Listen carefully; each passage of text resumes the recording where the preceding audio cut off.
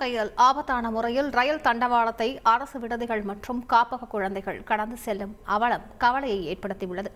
Sivaganga 48 colony பகுதியில் சமூக நலத்துறை மற்றும் ஆதரவற்ற அரசு குழந்தைகள் காப்பகமும், அதன் அருகே சிவகங்கை மாவட்ட குழந்தைகள் பாதுகாப்பு அழகு கட்டுப்பாட்டில் உள்ள குழந்தைகள் காப்பகமும் செயல்பட்டு வருகின்றன.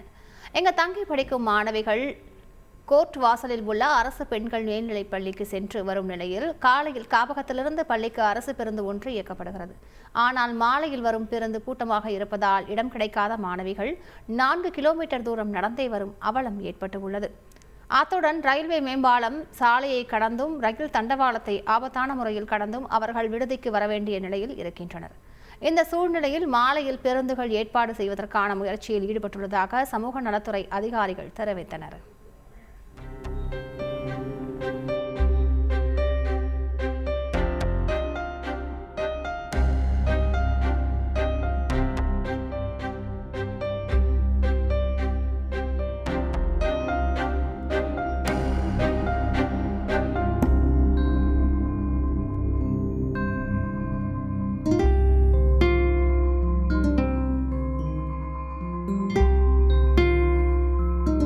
மழை பெய்ததுனாலும் பாருங்கள், அதே சமயத்தில் இன்னொரு விஷயம் யோசிக்கணும். போகிற வழியில் ரயில்வே கிராசிங் இருக்குது, அதை குழந்தைங்க ஏறி குதிச்சு போக வேண்டிய நேரம் இருக்குது.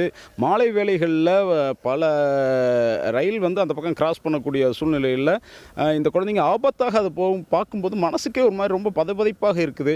இதெல்லாம் அரசு உடனடியாக ஏதாவது ஒரு பேருந்தை அவர்களுக்காகவே ஒதுக்கி ஆவணம் செய்ய வேண்டும் என்பதுதான் ஒரு சமூக ஆர்வலராக என்னுடைய ஒரு எண்ணமாக இருக்குது. செய்திகளை உடனுக்குடன் தெரிந்து கொள்ள உடனே சப்ஸ்கிரைப் பண்ணுங்க.